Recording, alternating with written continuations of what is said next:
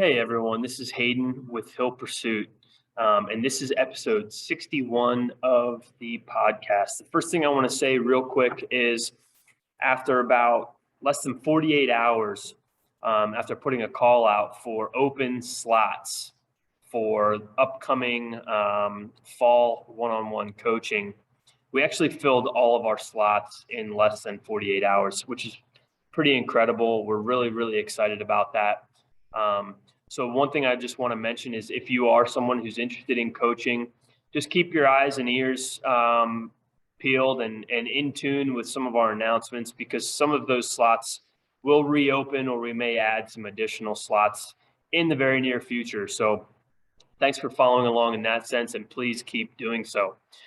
In today's episode, we talk a lot about the effect of strength training, the crossover effect it has on endurance sport.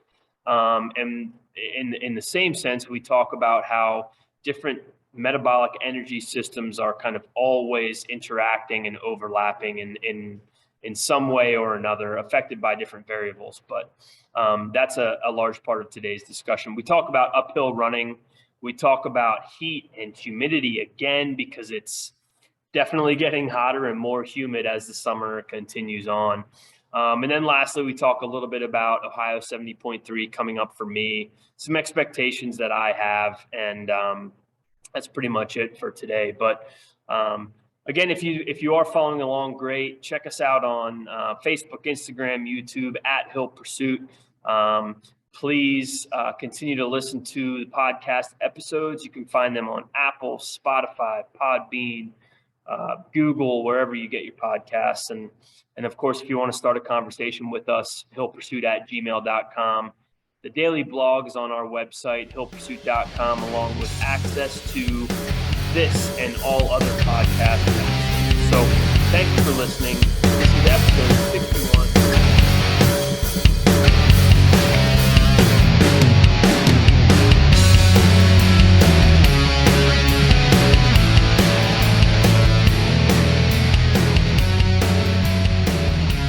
Hey, what's up, man? How we doing? Good, bro. How are you? Yeah, doing good. Back from vacation. I didn't realize you were going to be on a vacation the same week I was going to be honest with you. You know, it didn't occur to me either until you sent me a picture of you fishing. Yeah, I had. So that was cool. Kind of worked out in a way, and kind of did some stuff probably to make up for not being in our normal training routine. Yeah. So yeah, but yeah, dude, vacation was great. I was in the Outer Banks, got in some. I brought my TRX, so I got in plenty of that type of work, suspension system stuff, which I think is great. I love that stuff. nice. And then I ran every other day, and two of the runs were structured, like tempo work, interval work. One of them was just like long, easy. Mhm. So, 6 days of, 3 TRX workouts, 3 runs, and didn't really have access to much else. Of course, I could have swam in the ocean, but I don't feel comfortable doing that by myself. So I would have needed, someone there, like either swimming with me or like hanging out on the shore or something. I don't know, but that didn't happen. So I just kind of chalked that one up, and it was what it was. But got a little swim in this morning, so that felt good. But yeah, I mean, vacation workouts are vacation workouts. Sometimes they're less, less than you want them to be, or you don't have time, you want to sleep in, whatever. But it actually ended up being a pretty good training week when I wasn't even intending for it to be a pretty good training week. Like I had some pretty good workouts. I don't know about you, but how were things for you? Yeah, so I always kind of look at vacation. It's kind of like one of the things, like where are you at, like in your season or whatever. If you can afford to take the week off and kind of use that as your deload, maybe do some just like walking or whatever. I go with that. it depends where you're at. Like you're coming up on another race, so you kind of got to keep on it. But yeah, I definitely moved as well. I took a vest. I took a kettlebell and some bands. So I was at a lake too. Nice. So I actually swam a little bit. Nothing crazy. Like I said, I moved, and then some of my kettlebell sessions were they were pretty good, but nothing was like a form. I didn't stay on any type of program. It was just kind of, put up a workout of the day I wrote up for myself, and Yeah. I'm going to do that. I ran a couple times. It's like you said, like we talked about before. You can run anywhere. So it was good. It was hot, so it was kind of it was good training in a different environment. Where I live now, there's not a lot of hills. So where we were there, it was very, a lot of hills. So that was cool. Kind of got to run somewhere that growing up, that's all I had was hills around me. So it felt good to kind of get back there. And dude, it's weird. Like I'd be going up a hill.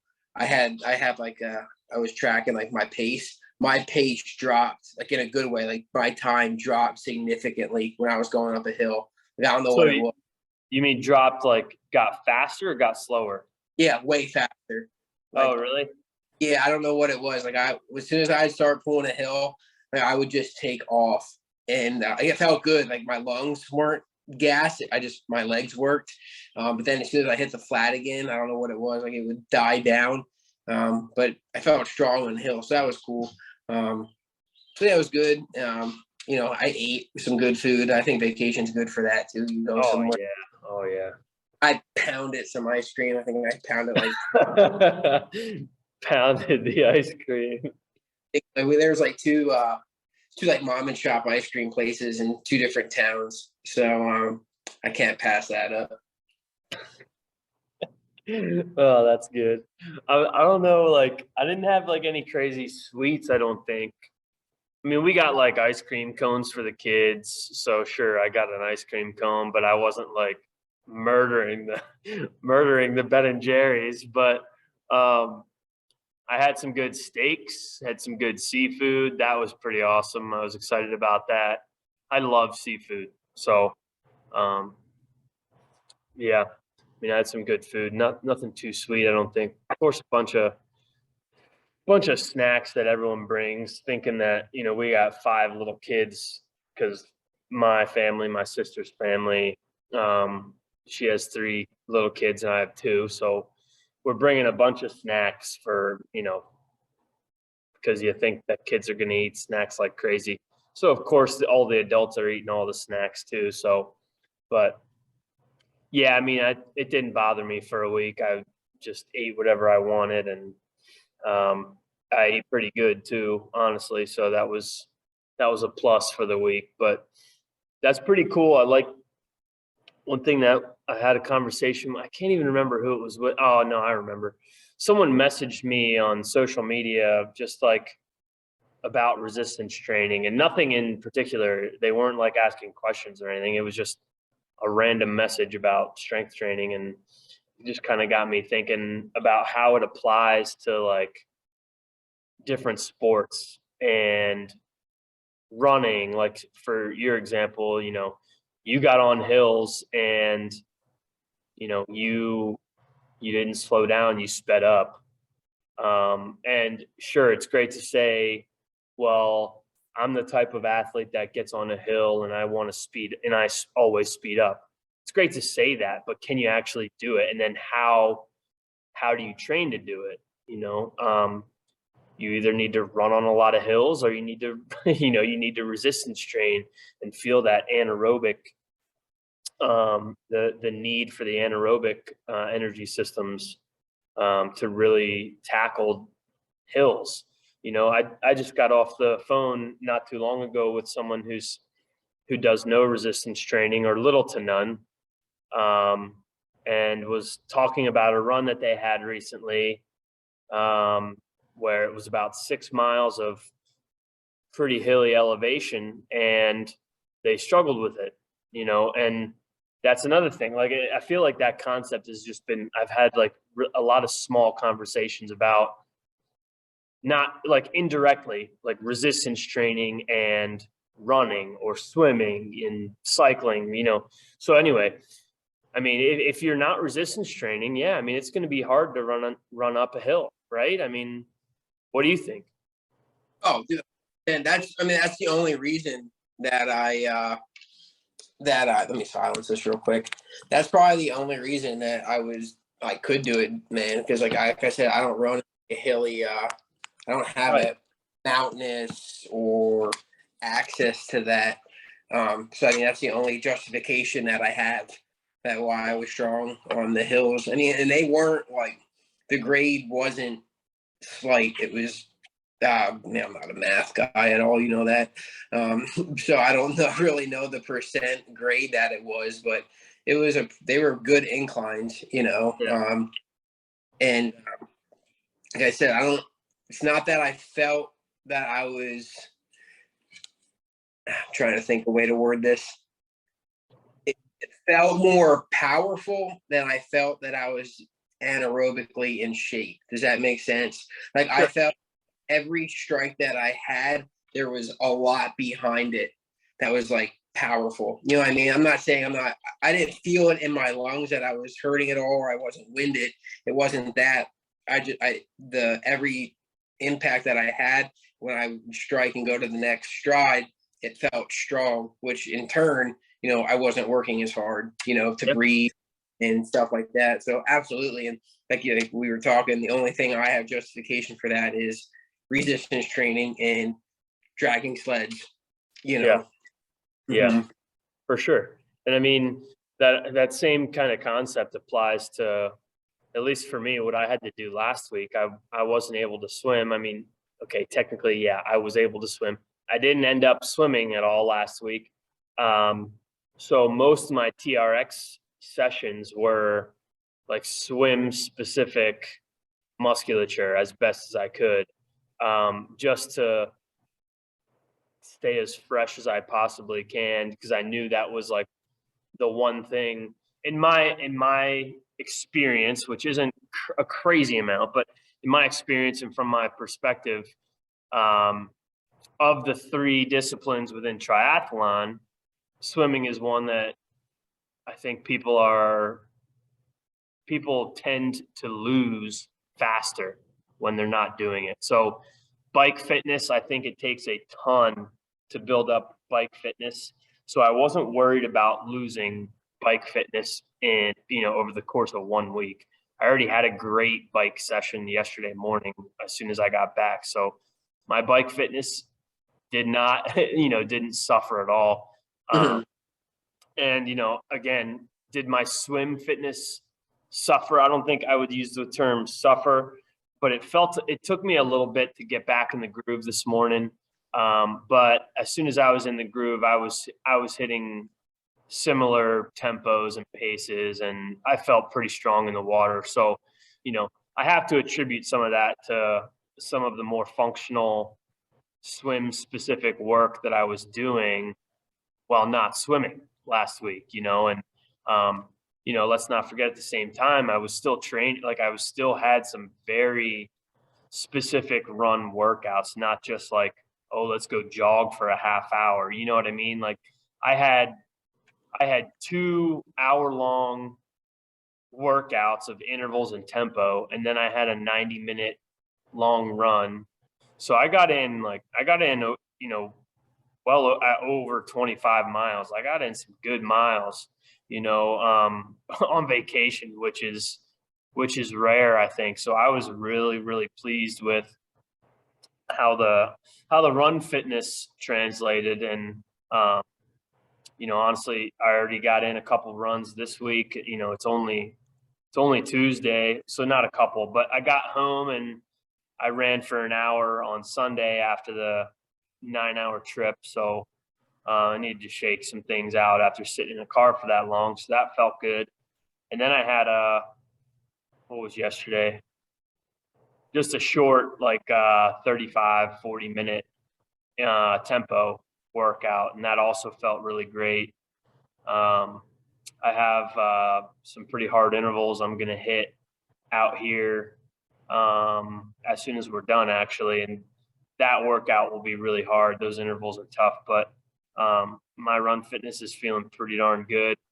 If anything, I want that to improve a little bit, but I know I'm not going to make like massive improvements in the next 4 weeks, but the confidence to know that I can do better, I think, is something that not I'm not saying that I did poorly at all, but of course you want to continue to improve.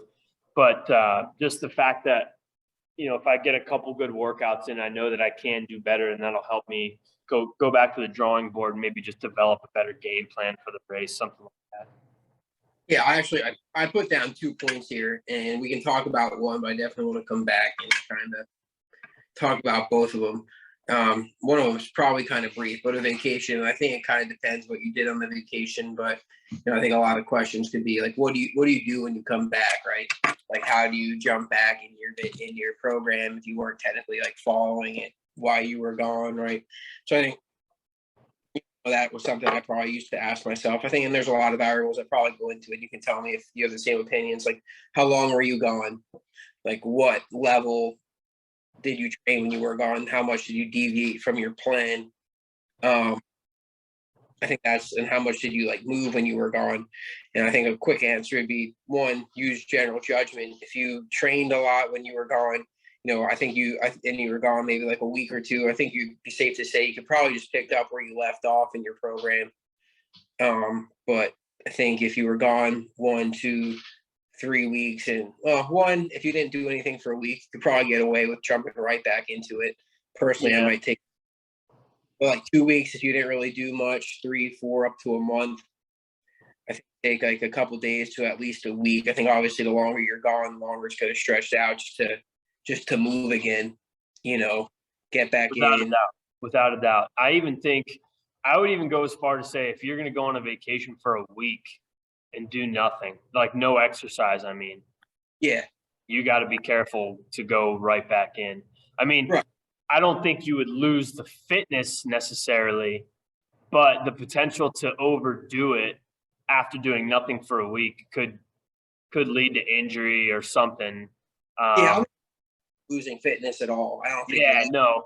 I think you could lose fitness if you do nothing for like 2 to 4 weeks potentially, but I don't know what kind of vacation you're on, and you can't find any time over 2 to 4 weeks. So it depends, I guess. If you're doing nothing for exactly like you said, the longer you do nothing, the longer you have to kind of take the ease back in. And I think a week is the sweet spot where you're right. You can probably get away with it, come back and just hit the ground running where you left off. But it's going to really help if you can do anything, even if it's not part of your program. If you can just do anything while you're gone, like you said, you like to do more walking, even something as simple as that. Do more walking. If you can find some time to, get in some runs, even if they're not super structured within your program. And it's not like you need to go run for 2 hours, every single time you get out. But yeah, that's a great little topic there, is how long do you need to wait before you're back in full swing? And I would kind of agree and say 1 week is the sweet spot, where if you're training hard, you can probably get away with doing nothing for a week. Almost like a down week, or almost like a down week, I guess. If you're not training hard, then the answer changes a little bit, right? So if you're not training hard, you're only training 2, maybe 3 days a week, and they're not really hard sessions, a week off is probably not a great idea. It might take you another session or 2 to get back in. But say for the most part, if you're regularly training, a week's probably that sweet spot where you can get away with it. Yeah, I just, I could see that being, hey, someone listens to this, like, what? I was just gone a week. What do I think you made another good point. Like, what's your general physical preparedness at this point? If you're someone that's been training 5 years consistently, a week off probably is not going to impact you that much, but if you've been training a week, or if you've been training 2 months, take a week off, your body's probably And I was looking at more of it as like an injury thing, come back and don't just jump under the bar, go for like a PR maybe that day if your body's tight, especially if you've been in a car or in a plane. I think that all has a factor. So yeah, I just wanted to talk about that. And then, another thing I kind of jotted down, you kind of brought it up and it popped in my head. You were talking about like resistance training leading to running, and it's kind of cool, like you said, no matter what you're doing, it kind of might impact other aspects of fitness. Like, if you're running and you get into your endurance is up and you start to transition into some resistance training, you might not be as strong, but you're going to be able to, your resistance training is only going to increase. So if you resistance train now and you add in some like light intensity aerobic training, it's just going to improve your resistance training workouts. And I think the opposite is true. If you kind of start, if you're an endurance athlete and you kind of put in some sort of resistance training, it's going to improve the endurance part. I think it's kind of like I'm not a runner. Like I don't run. I'm not a long distance runner by any means at this point. But it was kind of cool to see that I still had something in the tank when I went out on the road. And, I don't know how long I ran mileage wise. It wasn't anything crazy, but it was there, something was there. So Yeah. kind of a cool little point. Yeah. It's like a little bit of almost like a little bit of a crossover effect. Exactly. Between different energy systems and different forms of training. And, as we know, we both have come up through exercise science backgrounds, but there's never ever only one energy system that's active. There's always some overlap.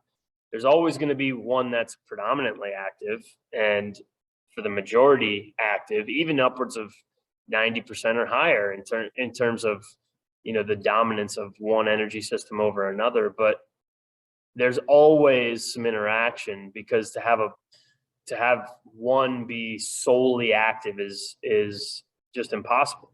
And that's not just based on the type of activity that you're doing. It's based on the types of muscle fibers that are specifically innervating the motor unit that's being recruited. It's also affected by the food that you're eating.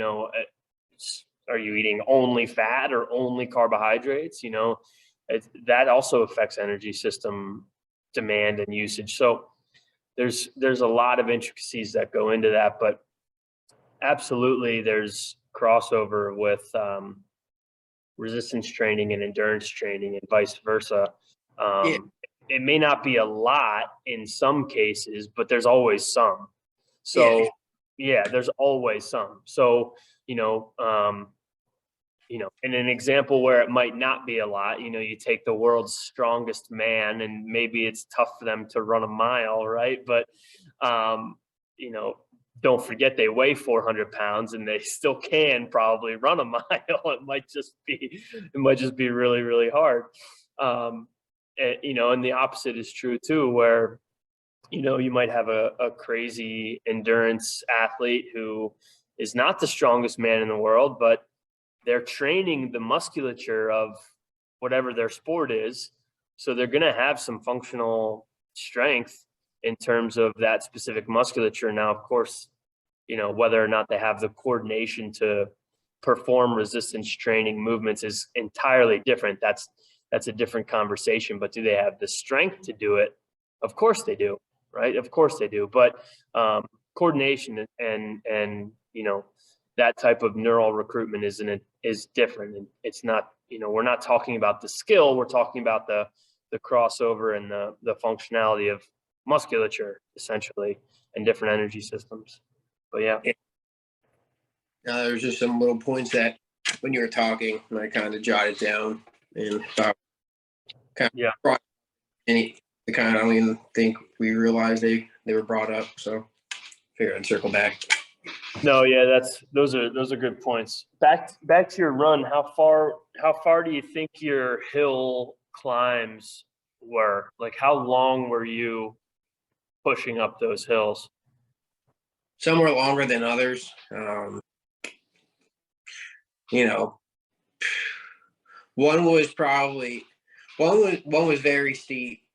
Uh, I'd say, trying to think here, greater than 45 degrees, and that was probably for 60 yards, roughly. So it wasn't a lot of them weren't steady long. It was more like a short, and I Yeah, mean, it kind of fits into how I train. exactly. Yeah.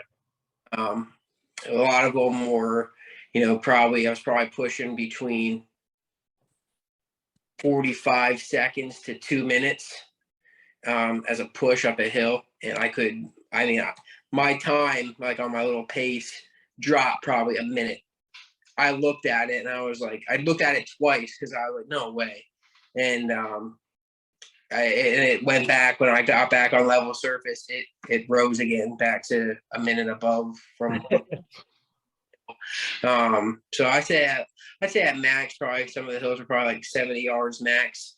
Um, so nothing crazy long, but still cool to see. Yeah, well, when you hit any type of hill when you're running, your turnover for your stride has to be a little faster Mhm. because you can't cover as much distance with your stride because you're on an incline. Mhm. Like your stride length has to shorten.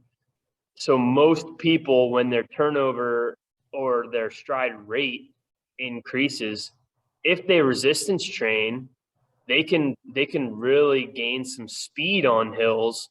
But like you said, and exactly like what happened to you, it's going to happen for the short term. It's not like it's going to be, you're not going to have a mile of a hill and run that much faster for that full mile. That's not going to happen.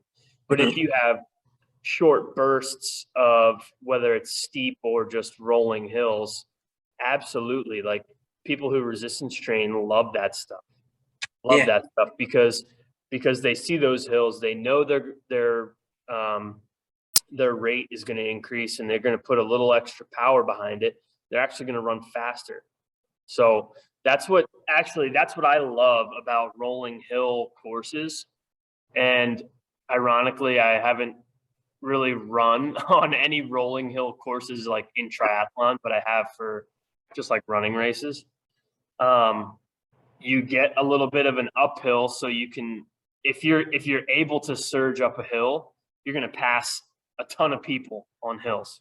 Mhm. Even if they're not running right next to you, you're going to gain time on people because they don't surge. Most people don't surge up hills in races. But if you can, and it's just a rolling hill, right? Not a mile long hill. That's not what I'm saying.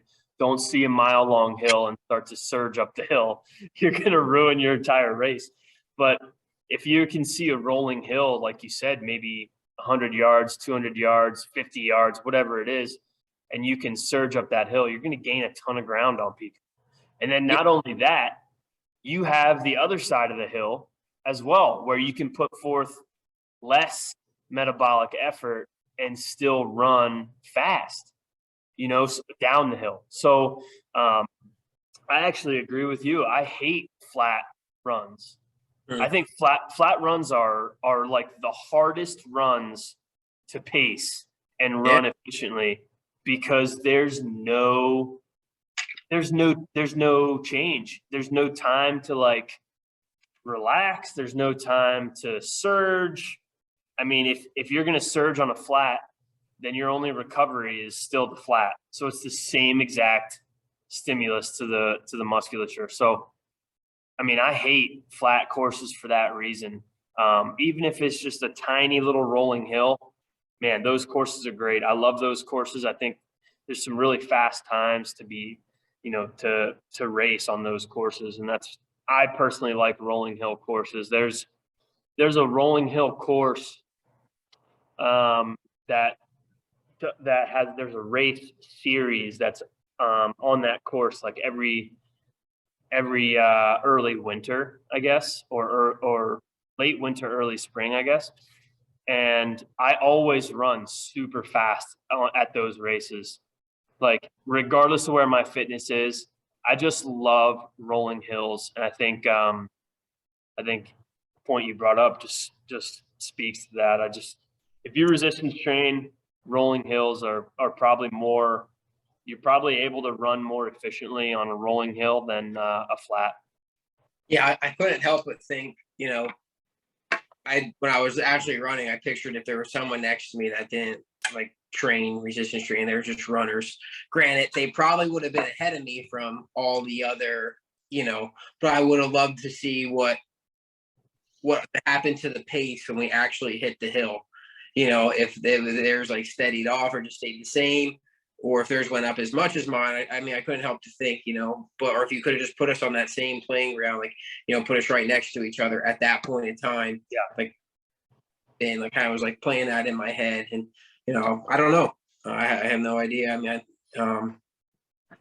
I would think, I'd be a little bit quicker. Like I said, I'd probably get, they catch back up once we hit the flat again. But, I want to be a little bit quicker going up the hill. So, yeah, little small point that just having fun training that I picked up last week. So, yeah, absolutely. I mean, it's also like really cool when you're in the middle of a training session and then you think of something like that and you think about, okay, would this friend of mine who does no resistance training but is super fast, would he or she be right next to me? How would they be approaching this? Those thoughts are really cool, and sometimes they're motivating, and sometimes, of course, if you're on the other side of it, sometimes it can be a negative thought. But if you have the thought in the right context, it can be really motivating to kind of reassure yourself. Look, even if you're not like a runner necessarily, I trained for this exact 50-yard interval. I should be fine going up this hill. Let's just rip it and see how it goes. So yeah, those moments are really fun, especially when you're having them like in real time and you feel your performance is better because of something you did in the past. I mean, that's like as good as it gets. But that just speaks back to all of this kind of speaks back to, at least for me personally, the importance of resistance training this season for me in triathlon. That's what my conversation was. Someone was asking me, a friend was asking me something about that. And I said, well, last season, I resistance trained, but with no real intent. mm-hmm. And I wasn't consistent with my frequency or anything, like once or twice a week. And then as I got closer, once or 0 times a week. And I think that was a mistake, honestly, looking back at that at last season. I don't think I did poorly last season, but I'm already in much better shape this year. And I resistance train, 4 or 5 times a week. If it's a slow week, it might be 2 or 3, but that's very rare. I'd say 4 or 5 times a week is pretty normal. The summer's a little bit different. It's not always that, I guess, but 3 to 4 for sure, I guess, over the summer. But anyways, I've been much more intentional with it. I'm running faster. My bike got way better. My swim got better. I mean, I know that doesn't happen for forever. Eventually, I'm going to, you'll hit a point where you're not PRing every race, right? But for right now, everything is better. And I attribute most of it to resistance training, maybe some to a little bit more discipline in other areas of my life, I guess. But I'd say for the most part, if I had to point a finger, that's what it would be for me as, I guess as an endurance athlete, because the sport I participate in is predominantly endurance focused. Resistance training has been extremely important for me this season. So I think looking ahead to Ohio and, not even 4 weeks, 3.5 weeks, I guess, I think I can put up a little bit better of an overall time. We spoke, seems like forever ago, we spoke about my goal for Eagleman being 5:30, and I essentially realized at some point in that race, I know we hadn't like spoken about it one-on-one, you and me, like in detail, I guess, but at some point in the race, I thought that I was going to break 5:20. So I was holding back on my run to see if I had a kick for like the last 5K or maybe like the last 5 miles. When I realized that the kick wasn't going to happen, like I was just kind of like you said, I was just like coasting on a flat road at the same pace. And eventually that just caught up to me and I didn't have the kick that I wanted.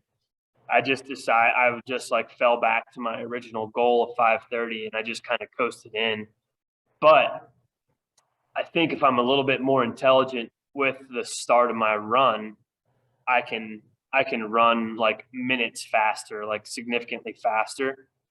So I'm starting to think about a plan to hopefully race 5:20 instead of I just raced 5:27. And I know like 5:27 was a humongous PR for me. So it's like, well, how do you expect to do that much better in, a month, but or 6 weeks? But I think I can just have a better game plan and approach the race a little bit differently. And I think 5:20 is doable, but there's a lot that goes into that. This race in Ohio could be way hotter, way more humid, and then 5:20 is out the door, because that high temp, high humidity changes everything. So in a perfect world, I think 5:20 is possible. So that's what I'll throw it out there. That's what I'm shooting for.